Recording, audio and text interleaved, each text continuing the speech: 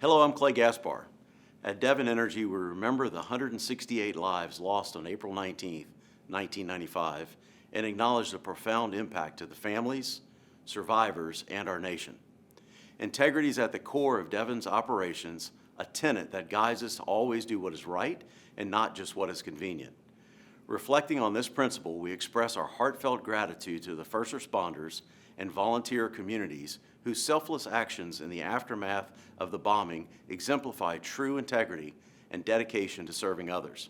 They show us that together we can overcome our greatest challenges and thrive. As we commemorate the 30th anniversary, we honor those lost and the bravery and resilience of the survivors and first responders, as we renew our commitment to building a more compassionate and understanding world. Those changed forever. April 19th, 1995. Presented by Devon Energy.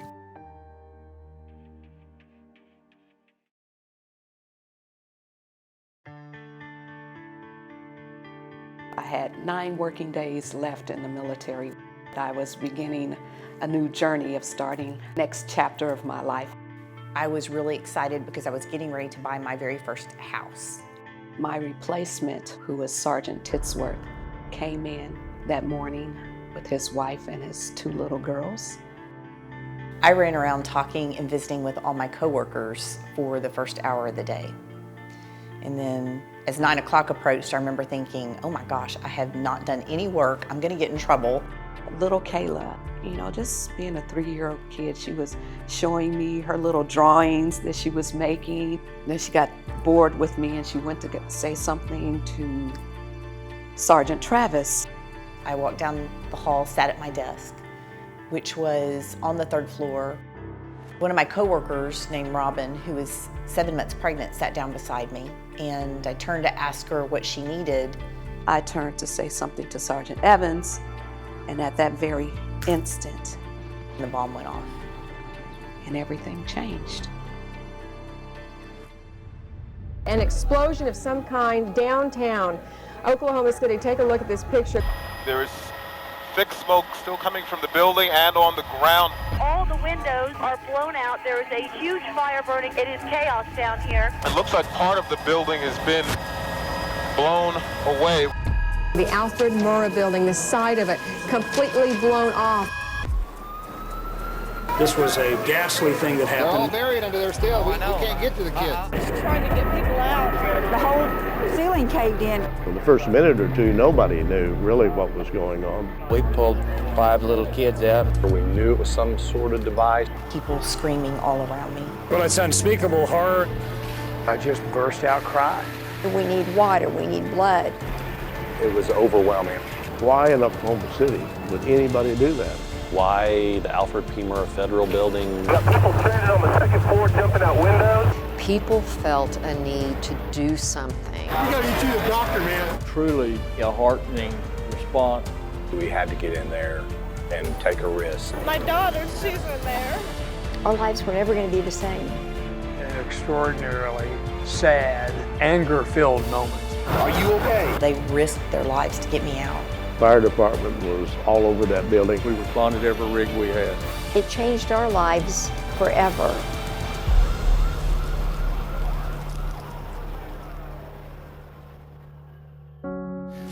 The community is a little bit in shock, as you can imagine right now. It started out as a beautiful April morning in Oklahoma and ended up to be an awful day for Oklahoma City. I want to thank all the communities from around the country. I'm Ron Norick. I was mayor of Oklahoma City from 1987 to 1998, and I was mayor during the Oklahoma City Murrah bombing in 1995. That particular day was the Mayor's Prayer Breakfast, which was held at the Myriad Convention Center. So I was there about 6 a.m. in the morning. We had somewhere between 1,200 and 1,300 ladies and gentlemen from the business community, from the political community, from the state political community for the annual Mayor's Prayer Breakfast, which I had held every year while I was in office. That particular event concluded about 8:15, 8:30, and so I headed toward my business office and was got to my office somewhere just a little bit before 9 o'clock. We have 58 critical transports that have occurred up to this point. We have 20 confirmed dead in a portable morgue at this point. We're sure that that number will go up because we have seen fatalities in the buildings that haven't been removed yet. But again, I don't want to start speculation on numbers. So, well, as a lot of people were, I was at the mayor's prayer breakfast that morning in what was then the Marriott Convention Center. I'm Gary Mars. I was the fire chief of the Oklahoma City Fire Department on April 19, 1995. I come back to my office and picked up my business manager and was driving back to City Hall to go to a budget meeting. And before I got there, the blast occurred. And of course, I immediately heard it, felt it, saw the debris, started heading my car towards there and ended up actually being one of the first people on the scene.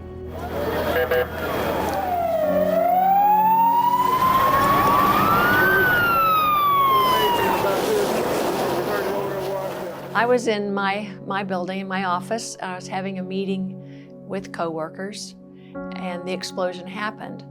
Initially, we thought it was in our building because I could look down the hall and I saw billowing smoke with inside the building. Later, we found out that the ceiling had fallen in, but we heard it, we felt it, and pretty much everybody evacuated the building immediately. I'm Donna Weaver McGinty.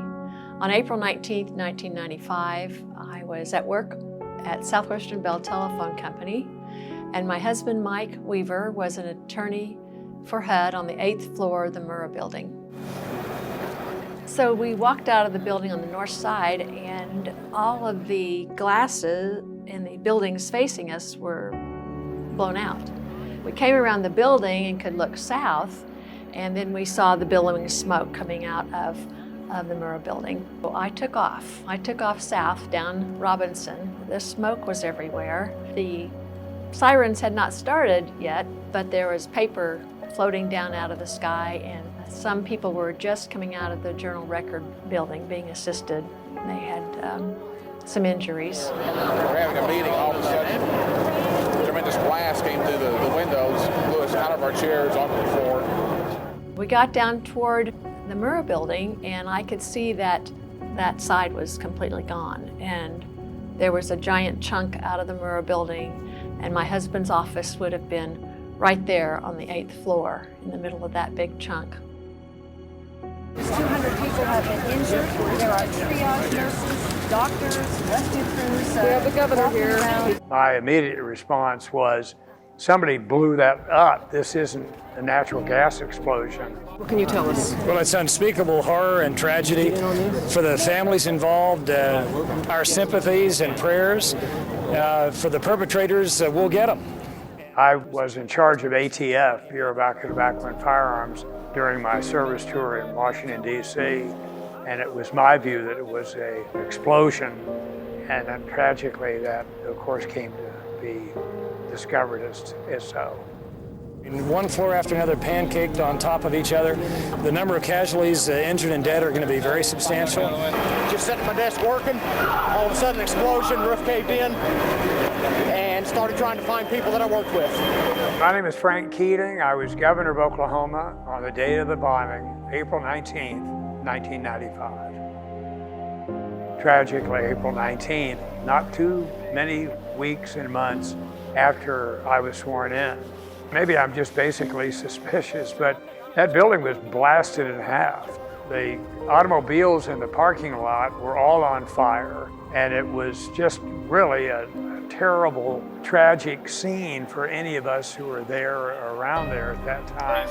Some workers are out of their building, and we can see glass blown out of other downtown office buildings about 5 blocks away. And of course, everything was on fire all around because 302 buildings were damaged or destroyed. So the percussion and the velocity of the blast obviously was unmistakable. It was chaotic in the sense that a lot of people were bringing people out of the rubble and out of the building. who were badly injured. And of course, at the time, I had no idea how many casualties there would be.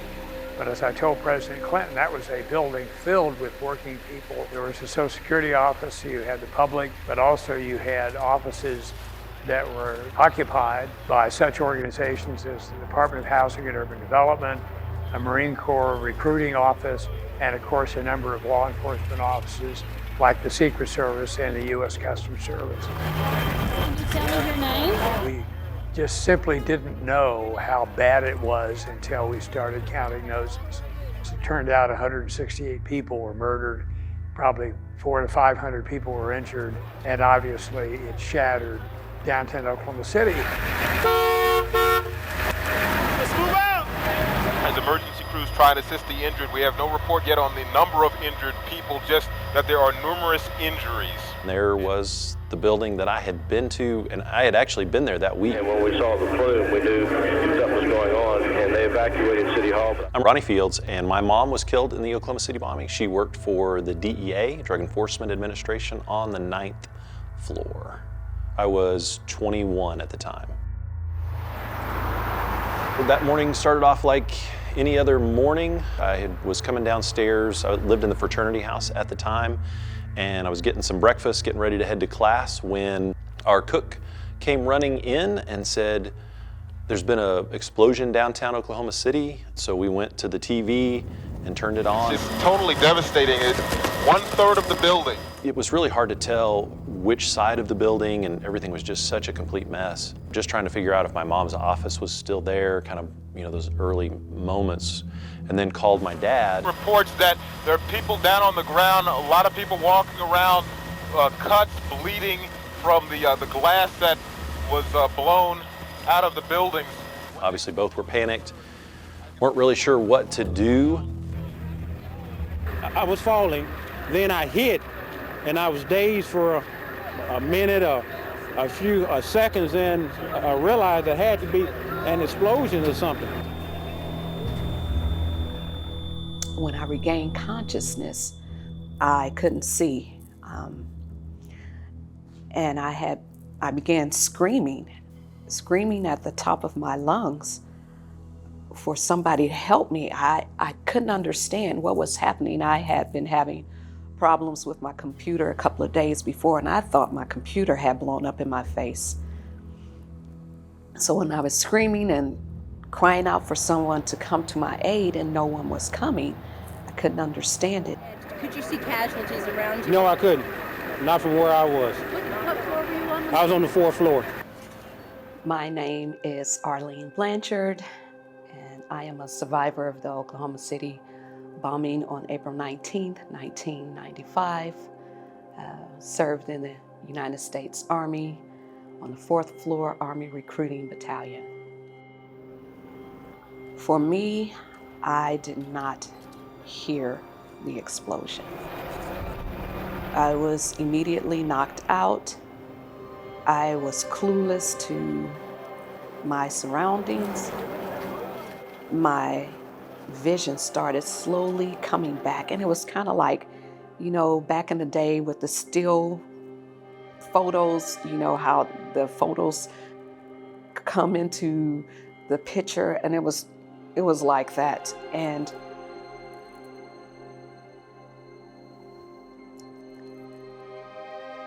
my reality, the full picture, when it came to, was mind-blowing. I felt like I was in the twilight zone because my surroundings that I had been for the past 2 years were completely different. I felt like I had been transported to the Marine barracks in Beirut, and how was this happening to me? Just a wave of emotions. I was still sitting in my chair. I was still at my desk. My desk hadn't been blown away. I remember raising my head up, so I fell forward, and I raised up, and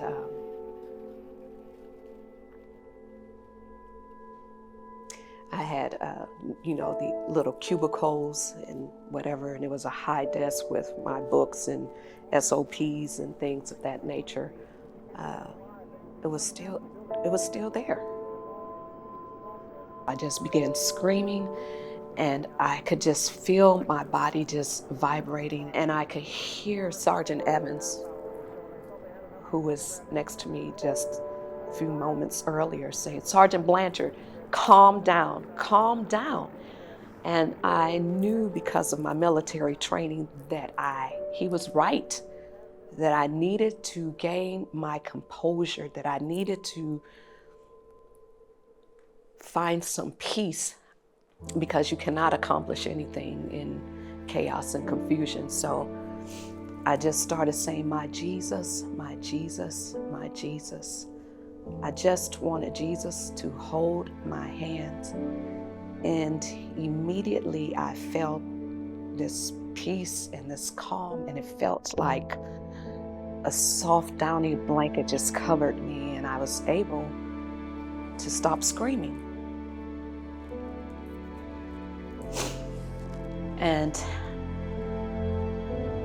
at that moment, Sergeant Evans said, "Sergeant Blanchard, I need you to sit down so I can take accountability." He led me to this chair. And there's something so surreal about silence. Because when he started calling the names of people and not hearing a response,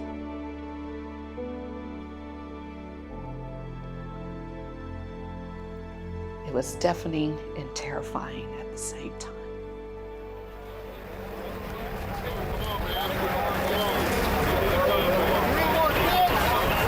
And I see Sergeant Titsworth's wife. She just popped up, and her head is covered in blood. And I could hear her screaming for little Kayla. "Kayla, come to mommy, answer mommy."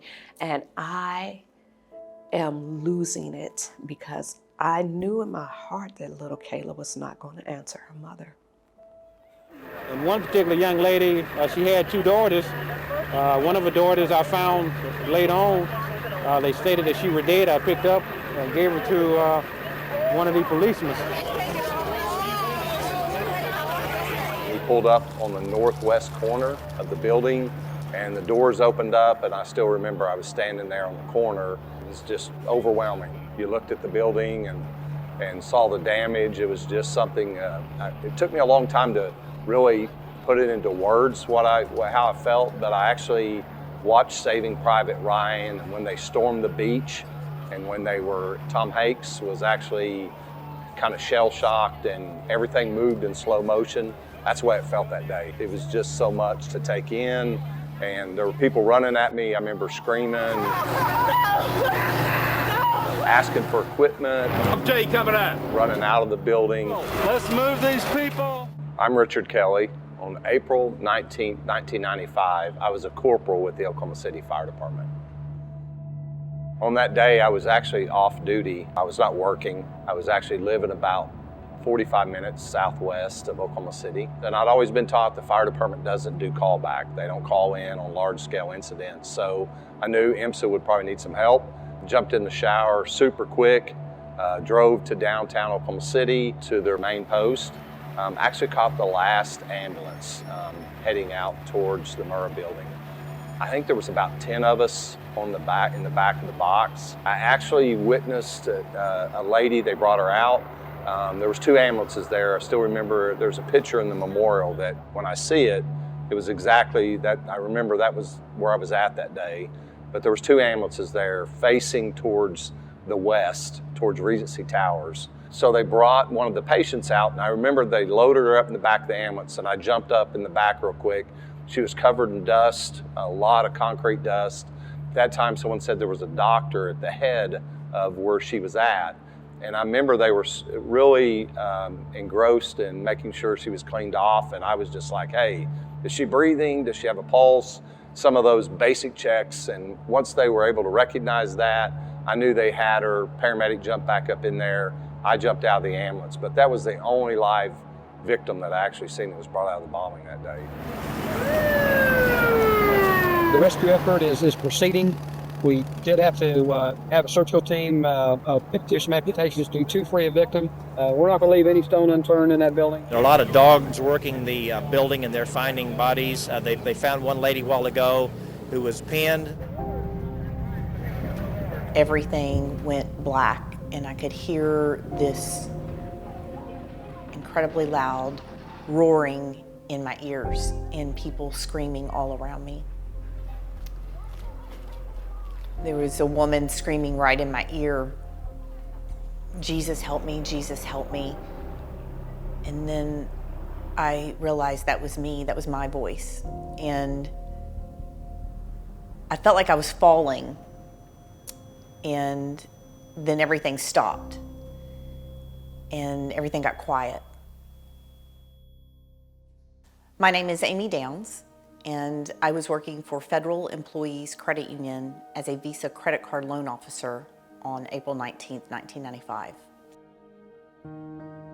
I couldn't move and I couldn't see. I remember straining to open my eyes, trying to see, and it was just pitch black. And I couldn't breathe. It was very hard to breathe, and it was hot. When I did take a breath, it burned, it smelled, and I tried screaming, "Help me," and there was nothing. I remember wondering if I was even dead or alive. I had no bearing about where I was or anything. And after a little bit, I became aware of a siren going off in the distance. I could hear a siren, and I thought, well, I must still be alive. I can hear this siren. I found out later it was about 45 minutes before I heard men's voices, and I heard a man saying, "Okay, let's split up, let's look for the daycare babies." And I was on the 3rd floor of the building, and the daycare was on the 2nd floor. So I was confused by that. I didn't know that we were all at the bottom of what was once this 9-story building. But I started screaming, and the man said, I hear you, child, how old are you?" And I remember thinking that I wanted to say I was 2, because I was afraid if I told him I was 28 that he wouldn't come get me. And I said, I'm sorry, I'm 28. And he said, that's okay. And he starts yelling, "We have a live one, we have a live one. I need backup, I need help." And he said, "We can't see you, we have to follow the sound of your voice." And so I asked him what happened. He said it had been a bomb. But I didn't know what a car bomb was. I don't think very many of us did at that point. So I thought we must be at war and somebody has dropped a bomb on our city. And so I started asking about different areas of Oklahoma City, wondering if my family was okay. And it took me a little bit before I figured out that this bomb had only happened to our building. They finally got to where I was located, and I found out later I was buried under about 10 feet of rubble. I was still in my desk chair, upside down, buried under this rubble, and had fallen 3 floors. But my right hand was sticking out of the side of the rubble pile, and so they found my hand. And I thought, they were gonna pull me out. But about the time they found my hand, I heard a lot of commotion and felt the rubble moving around me and people yelling, "There's another bomb, there's another bomb. Everybody get out now, there's another bomb." And my rescuers were trying to talk over this, and they said, "Amy, we just need to get some more hydraulic equipment. We're gonna be right back." But I could hear, and I knew. And so with that, they left. And I was laying there thinking to myself, I'm getting ready to die. I'm 28 years old, and I've never even lived. I can walk from here, from my office to the door where I normally enter, and there's nothing there anymore. And the whole rest of the office is gone. Can you estimate how many people might be working in there at any given time? Get back! No! Get them back! Get them back!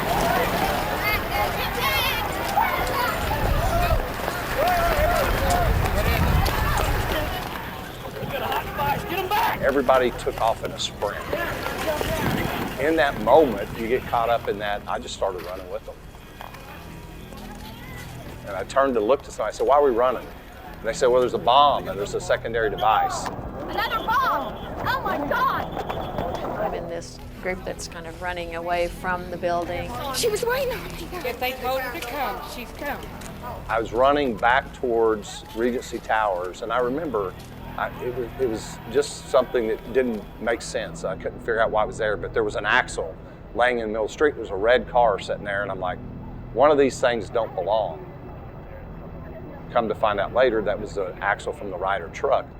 We were conducting a search when there was a report of another device. Indications are that that was purely a rumor. We never did find another device. We temporarily had to call off the search. After we confirmed no other device existed, then we resumed the search. When I look back and I learned a lot what happened there, that opportunity on a secondary bomb scare really allowed us to get control of the perimeter, to make sure we had the right people on the scene. We had a lot of firefighters at the time that were working down on ladders, because I was at the top of the ladders as they were working down in there once we got on scene in that courtyard area, and they were trying to extricate some of the patients down in that area. They had a lady there that had a leg entrapment that they were unable to get her out. They were working on her. A lot of activity going on in that area. They were unfortunately bringing out some of the deceased already, and we're starting to a makeshift morgue in that area. And a lot of time for me really just to take in the incident, the totality of it, and what we were dealing with at the time. No, that's not what I need. It's just one of those moments in time when it just, like, everything slows down and just almost stops because of the sheer, I don't know what the right word is, but just the unbelievableness of it all. That, like, wow, I cannot believe this happened, and that someone would do this, and really in the middle of the country to Oklahoma City. Why do this? What had we done that was so bad that somebody felt like we deserved for this to happen to us? It's where the elevators used to be. I can't. Hey, let me have it. I know how. It's on It's our son. We will get a car to take him to a hospital if we need to. It's important for us to get the law enforcement community on the scene, the Oklahoma Highway Patrol, all of the authorities of the state to assist the Oklahoma City Police Department and the authorities in A, securing the area, obviously B, caring for the injured, and C, making sure that this does not recur. And so at some point we were contacted by DEA, and we were actually sequestered into a hotel.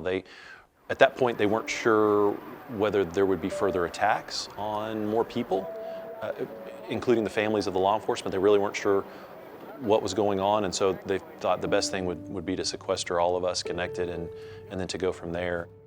We have no indication with regard to a group, nor do we have any indication with regard to reasons. So it would be total speculation at this time as to why Oklahoma City was picked out. Early on, the FBI Special Agent in charge, Bob Ricks, myself, Fire Chief Sam Gonzalez, and Mayor Ron Norick, we met in the command post area for the police department, put together what would be a semi-operational plan that really worked well for the rest of the incident. And the assignments were, of course, the FBI would be in charge of the investigation. It was a federal building. A lot of people forget that fact. And as a federal building, Oklahoma City would not have jurisdiction, so to speak, over it. The police department would handle security and scene control, and I would be in command of the rescue and recovery operations. So we had that meeting, set up those parameters, and then all of us went and started putting our plan together on how to make that work. We had just had a mock disaster, and I think everyone hadn't even put their disaster kits away. And so we were grabbing those disaster kits and we were responding really quickly.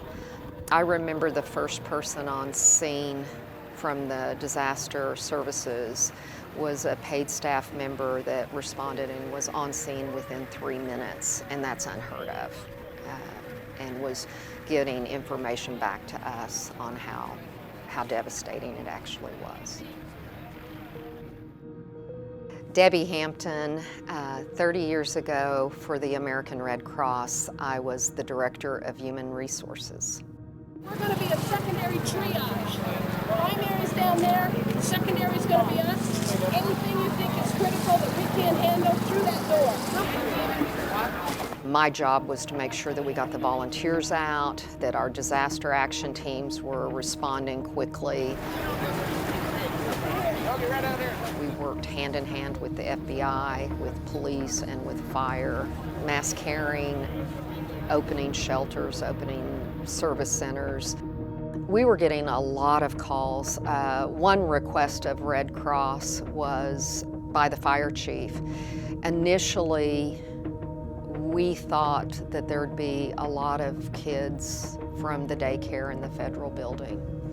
And the fire chief asked if Red Cross, if they could bring the kids to this building. And we had to very, very quickly make a conference room into a makeshift daycare. And we were responsible for connecting parents with these kids that were in the Federal Building. On the north side is like right in the middle, no building. On the second floor? Yeah, on the second floor of the building. Have you been able to get any information at all? No. Is there someone there? My daughter's. Why?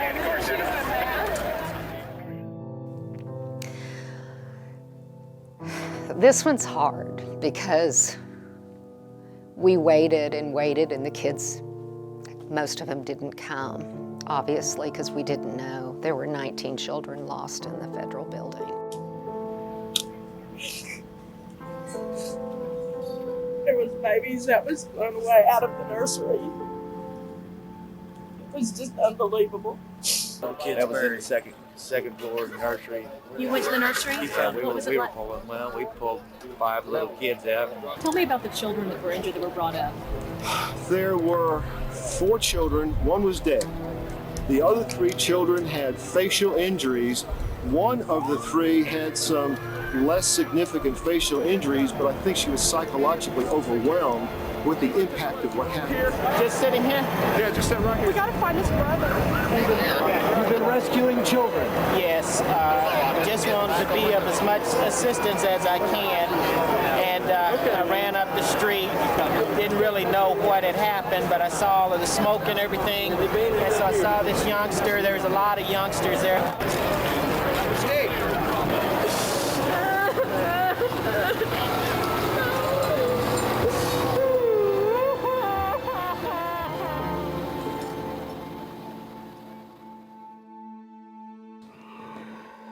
My grandma told me that my rescuer heard me screaming, so that probably has something to do with why my lungs were so burnt, because I was just crying really, really loud, and that's how they found me amongst the rubble. He's got a little ways to go in terms of his lungs. His lungs are still injured. He still breathes faster than normal. They've done an excellent job. I said in the beginning, if they bring my child to Children's Hospital, I can walk him out and I'm doing it. My name is PJ Allen. I'm a survivor of the Oklahoma City bombing. I was in a daycare, and at the time I was 18 months old when it happened.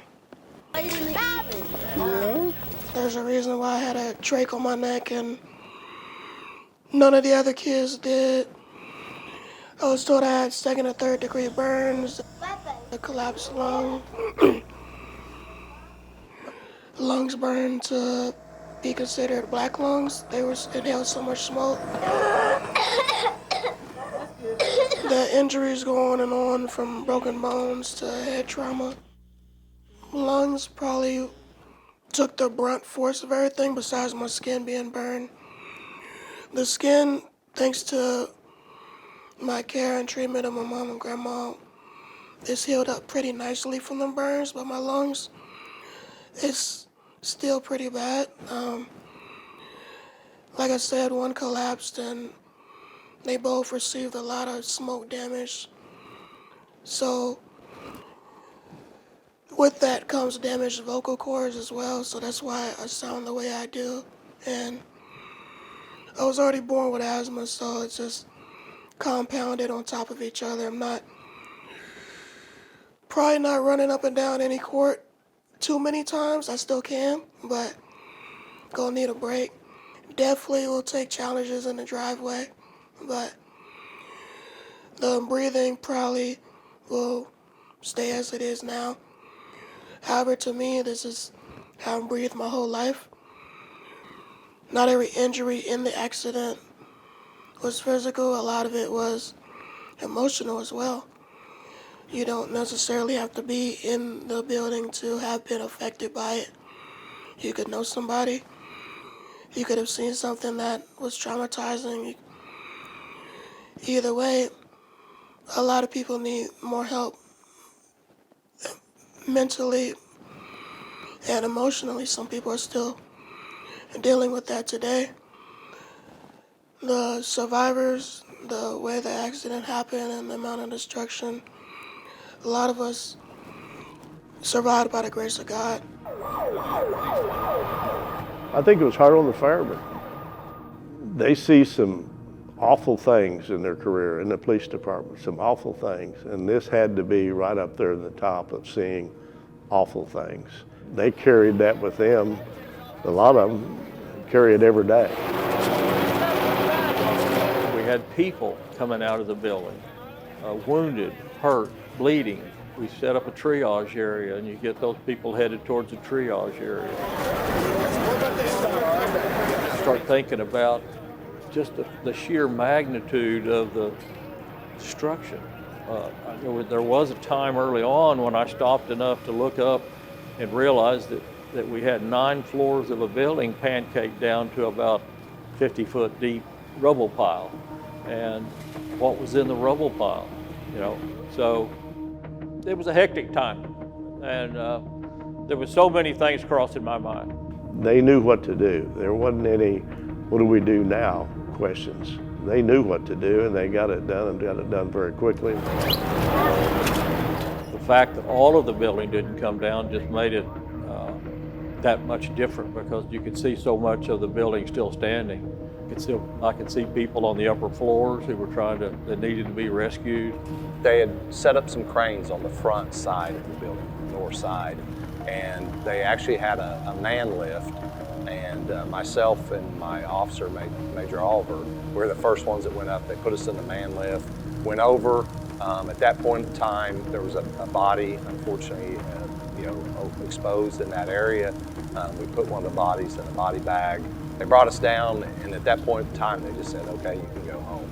So it was really, and that was late in the evening, dark. It was interesting because where do you go after that? We had a lady down here on the first day. We had 3 people along here that we had to leave on the first bomb scare. I just had life flashing before my eyes, and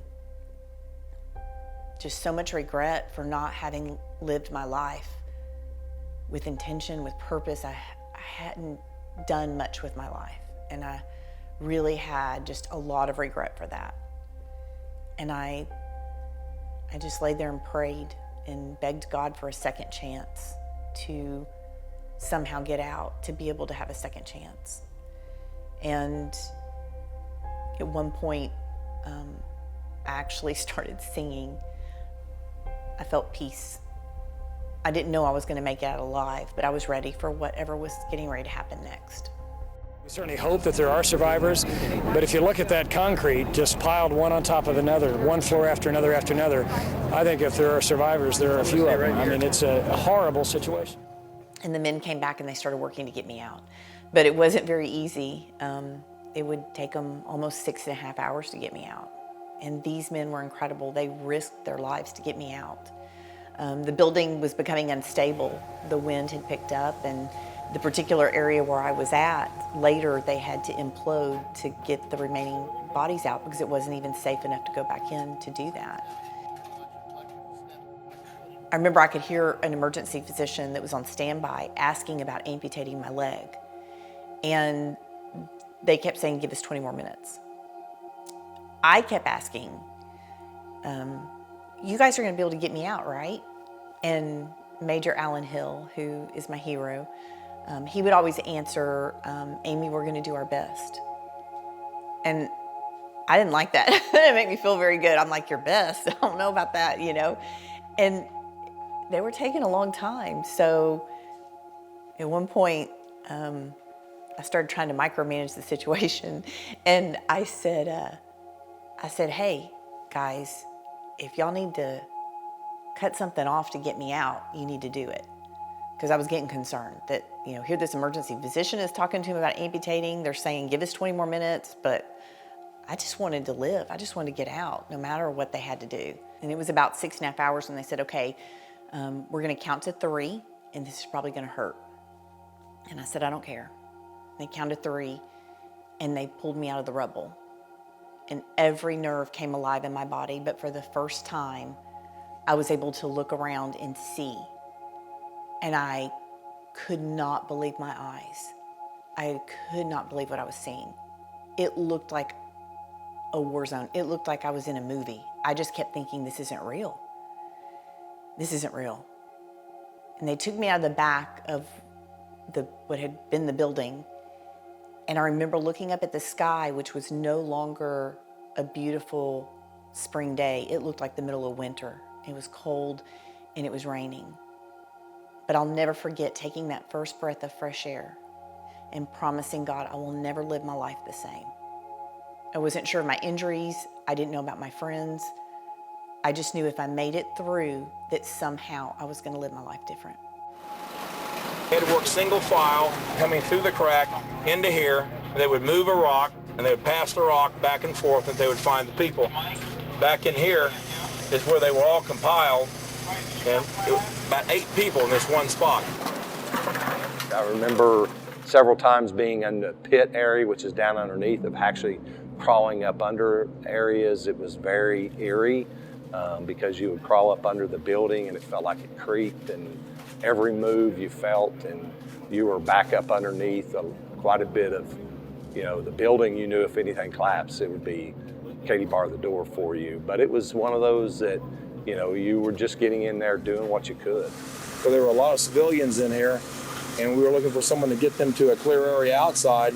We were trying to find people that were under desks, things falling on top of them, trying to help the civilians. To my right, I could see the edges of the building where the pit was, where it had dropped off, because my desk was just like 15 feet away from the pit. Wipe my head and I feel blood, and it's my blood, and I'm freaking out. And when I turned again, I could see my Captain Martin, he was on the other side of Sergeant Evans, and we had a partition, but that partition was gone. And he was sitting in his chair, and it was like he had been stapled to his chair, and he was just oozing of blood. And I could hear Sergeant Anthony saying, we got to get a tourniquet on him to stop the bleeding or he's not going to make it. And all these things are just surrounding me. And self-preservation was kicking in. I was thinking to myself, I need to get out of that. I need to get out of here. Just too much. And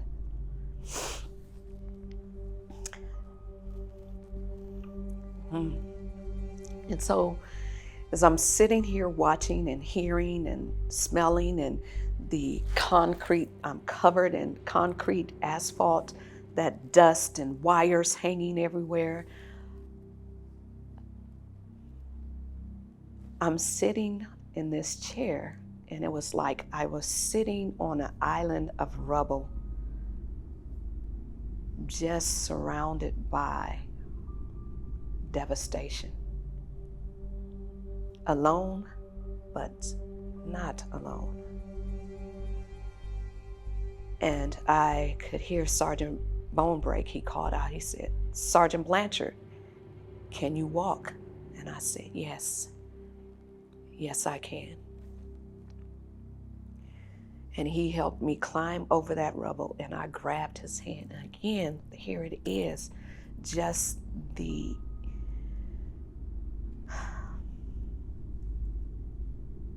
innocent, profound impact of someone holding my hand.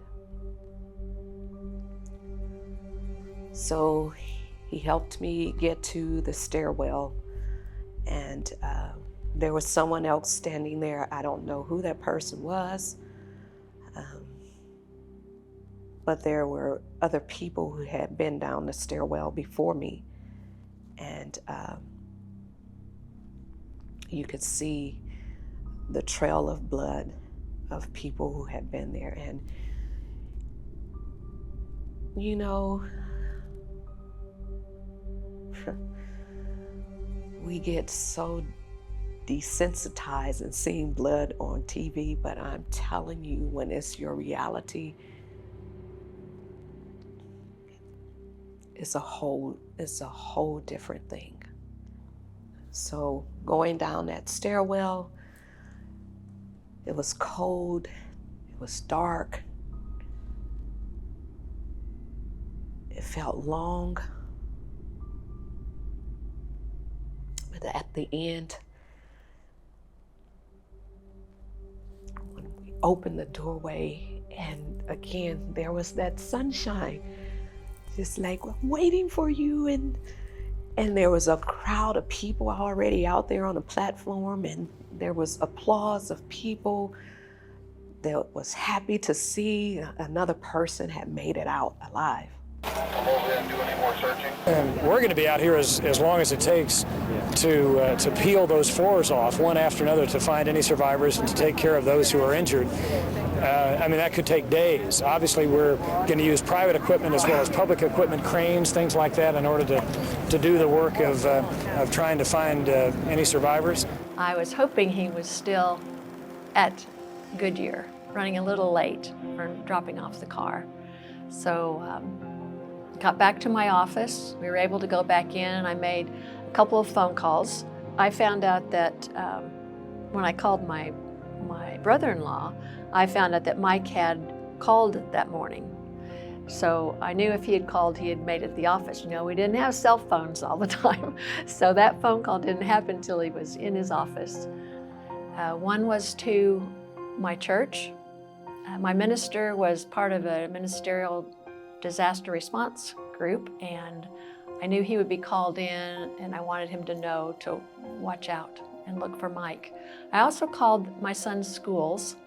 I had a new 16-year-old, and I did not want him jumping in his car and driving to Oklahoma City, so I wanted them to know to stay at school, and I would come get them. After I made calls to the schools, I just had a need to get back down to the Murrah Building. I thought, if Mike's down there and injured, I need to go. So I went back down again.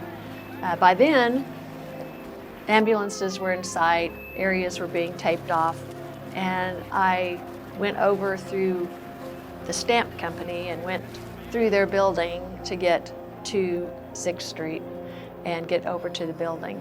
That was by the Y. And so as I was walking in front of the Y, there was, parents were coming, they were looking for their kids. People were coming out of the Y holding babies. It was just chaotic and scary. I saw a man who worked for the Oklahoma Bureau of Investigation, and he coached baseball with Mike. And so I saw him and I said, "Mike was in the building. If you learn anything, let me know." Information was just what you needed and what you couldn't get. But I was doing what I could. And what do you say to families who know loved ones are unaccounted for that could be still in that building? Yeah, I wish I could give them some comfort, but at this point, it's just going to be a long, tedious process with the amount of structural items, the concrete, the beams, and all of that. It's just something that we can't work through very fast, and I really my heart goes out to them, and I wish that I could give them something before nightfall, but I don't think it's going to happen. Earlier today, the medical examiner's office told us that they had approximately 32 bodies this morning, and that some were delivered, not very many actually today. They're having a great deal of difficulty extricating bodies. They're not arriving very quickly, is what I've been told. The next day, we went back home, and we actually had agents, DEA agents, posted at the gate. People would come in and out. People brought food and all of that stuff. And then after a couple of days, Dad's like, you know, they still hadn't found Mom's body. My mom was Carroll June Chip Fields. Chip was her nickname. That's what a lot of people called her by. And so Dad was like, hey, you know what? We'll let you know when she gets here. You might as well just go hang out with your friends down at college and go back to the fraternity house. And so I did. And again, I'm not sure how many days passed, but he called me and said, hey, I want you to come home. I need some help with something. And I knew they had found her. And those were one of those things in those days you pray that maybe they'll find her alive. Maybe she was in the vault. The DEA had a vault where, you know, that would have been protected more so than anything else. And so you hope and you pray, and unfortunately that we didn't get our miracle that we were hoping for. But finally Saturday we were given the word that he had been killed. And you're waiting for that confirmation. That time period is excruciating, but in the scheme of things, we were among the first to find out. Many people waited a lot longer. And that time of waiting was painful. It was really painful. And we, like many other families, went down to the First Christian Church to be told that my husband had been recovered, his body had been recovered. I have to remain clinical, or I'll break down and go in there with the families and cry with them. And I do that some. But I have to temper that because I have a job to do, as all of these people here. This is not an easy task for anyone. Everyone is pulled together and it takes a team effort. They're searching, they're doing debris clearance around victims, and then body recovery. And that's the same thing we have to do if we were in a full-blown search and rescue type of a thing. On May 1st, we transitioned, Chief made the official transition from rescue to recovery. And at that point, there was 12 of us. I think there was more than that at the initial, that we were put on special assignment. I think it was the first couple days, there was 2 teams, but our job was strictly body recovery. And there was a lot of work we did in that area to obviously, again, make the families whole. I think it was about 2 days into that, we shifted, and there was just one team that we were working. There was 12 of us, and we worked the last several days. And I still remember it was May 5th, about 12:05 a.m. It was pretty late, and Chief Mars just basically come and said, all right, that's it, fellas, we're done. He said, you know, we know we've got 3 people left. Unfortunately, the engineers feel that if we move the concrete and rubble around this column, that we could have, you know, collapse of the building, so we're done. When we ceased our operations with the building still standing, there were still 2 people we had not been able to recover. We knew where they were, but we couldn't get to them without removing things that would probably bring the rest of the building down. So we covered that area with orange paint and orange tarps, and then pulled out all of our stuff out. And so I was part of the last 12 that walked out of the building. What was that like?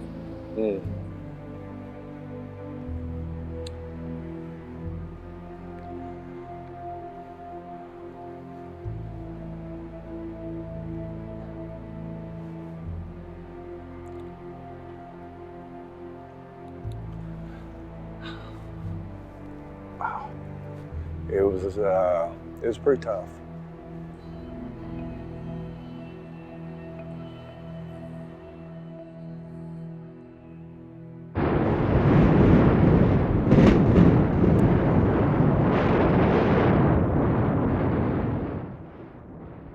After the building was imploded, we were able to go back in. When we hit the orange paint, we knew we were back where we had left it, and we were able to dig pretty freely at that point in time because the building was down, and then the last two were wrought out. Actually, it ended up being three. There was one that we didn't even know was in there. But so it was a few days from when we ceased our operations in the building itself until we actually said, okay, we're done, and went away from it. Yeah, there was a big sense of probably accomplishment as much as relief at that point in time. Over the 8 days that I was in the hospital, I would find out one by one that 18 of my coworkers didn't make it. Robin, who was sitting right next to me, 7 months pregnant, was gone, and my boss and so many of my dear friends. And that was the most difficult part, and is to this day, is the loss of so many wonderful people. The hardest one was my friend Andrea Blanton. So she's Andrea Blanton and I'm Arlene Blanchard. So our names were close together, and we used to walk the tunnels together, and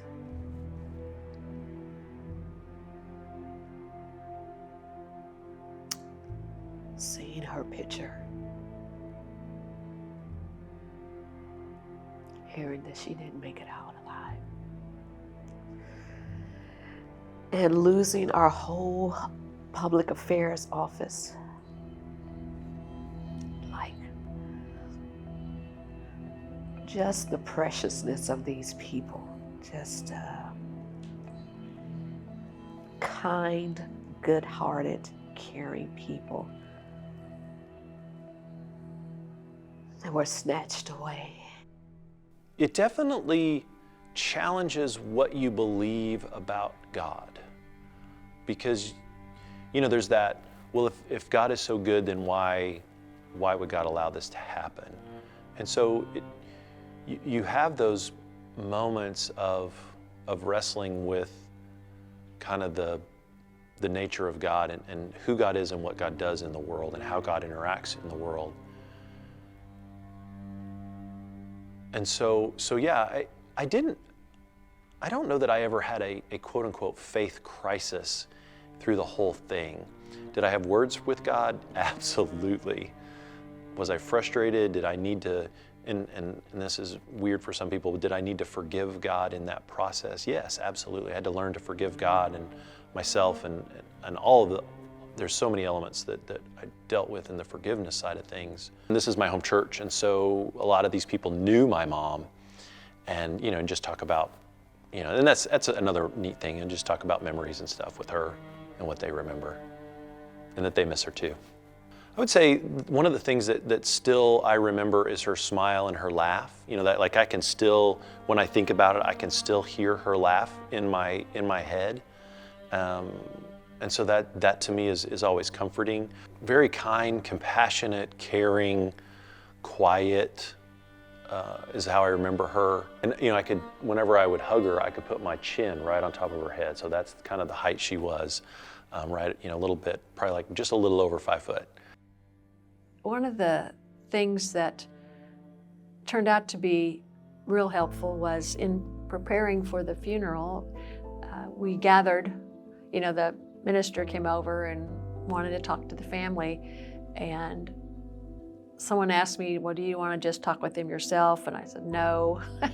And so, my kids were there. There was a couple of kids from a baseball team in the house at the time. They came, aunts and uncles. I let a couple of Mike's good friends that he played golf with to come, and they were there. And we all just chatted about Mike and the family, and it turned out to be a pleasant experience. And I was glad that we did it that way, very inclusive, in that my sons got to hear stories. They got to hear stories about Mike, and about Mike's family, and it was good for me. We had some laughter. My husband was the laughter in our family. Our habit was he took them to school every day, and he told them every day as he dropped them off, "I love you, and don't you ever forget it." Even though 30 years later and Frank's no longer in office and we're both a lot older, it's never far from our hearts. I'm Kathy Keating. On April 19th, 1995, I was the new First Lady of the state of Oklahoma. The first thing that always came to mind is we just couldn't imagine what those families were going through, still going through, number one. Number two, the gratitude we have. We felt like Oklahoma gave new meaning to 1,000 acts of kindness, that was kind of the Oklahoma way. Your neighbors always pitched in and helped you when you needed help. You know, for those many families, they got up like everybody else and they went on to work or they went to visit one of the agencies in the Murrah Building, and they didn't come out, or their children didn't come out. And that you never walk away from. I think there's a bond for all of us that experienced the rescue and recovery in different capacities, that we really had a sense that every day is a gift. Our lives were never going to be the same. It changed us in the way we thought, in the way we acted. My prayers have every day since then been for those families who lost their loved ones and for the victims who were hurt because of this. You know, because they don't get a second chance. And I just can't imagine the hurt that they experienced just never goes away. As far as surviving, I think that all the survivors are really blessed and that we shouldn't take this opportunity for granted. We're all here for a reason. We all had different paths to get to how we are today. I hope everybody is doing well and thankful for every day that they wake up. It was a worldwide event. Growing up, when people talk to me about it, they always have a vivid memory of what they were doing at the moment of the explosion. Again, me, like a lot of the other children, we were too young to even remember it. I know I was. They were bringing the babies out, and we formed a line, and we're taking them to the edge of the building and handing them out. And all of them that I felt, I couldn't feel them breathing or didn't hear any sounds, with the exception of one little black boy, and he whimpered. Sir, this has permanently changed your life, hasn't it? Yes. Thank you for getting me out of there. Hopefully God has blessed you for saving a child and helping out everybody that was there. Because without you being at the right spot at the right time, I'm sure not just myself, but a lot of people would have been worse off or not made it. So I went down to the site, talked to a number of the firefighters, of course thanked the out-of-state people for being here. Kathy and I would visit the urban search and rescue team to thank them for being in Oklahoma City. I remember one time a guy took a dollar bill out of his pocket, raised it and waved it in the air, and he said, "Hey, Governor, do you know what this is?" And I said, "Hey, I'm in politics, that's a dollar bill." And these guys laughed and they said, "No, it's not just a dollar, it's an Oklahoma dollar. This is a dollar I brought from wherever, you know, New York, from Florida, from Northern Virginia, wherever he was from. This is the dollar I brought with me when I came. It's the exact same dollar I'm leaving with. I never had to spend a nickel for anything. And everything was done for us." We actually ended up with over 9,000 spontaneous volunteers. People felt a need to do something and help with what happened in Oklahoma City. We've had a lot of support from all over the United States, from Canada, from England, from Japan. There's just been people that have called in and said, "We have this, we have people that we'll send to help you if you need it."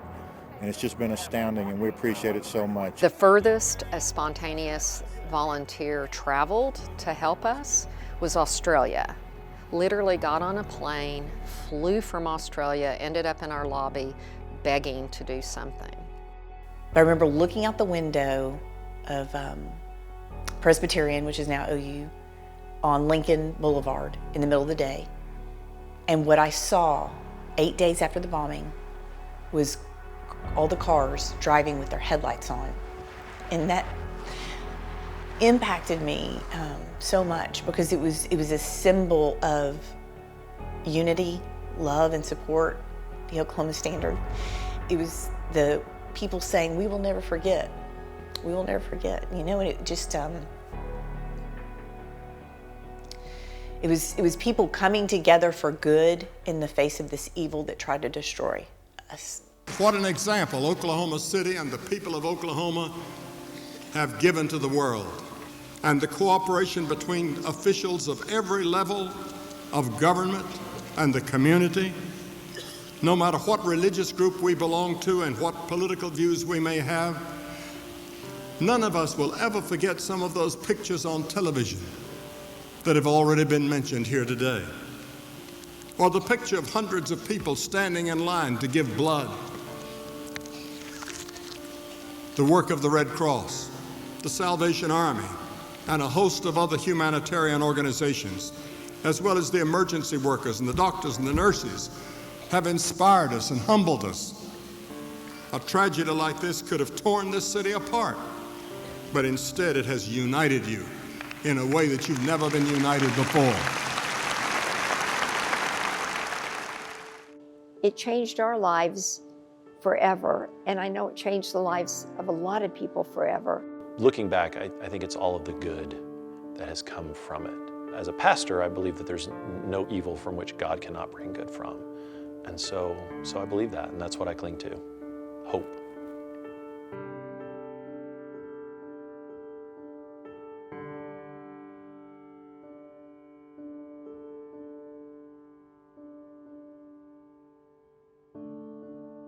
Those changed forever. April 19th, 1995. Has been presented by Devon Energy.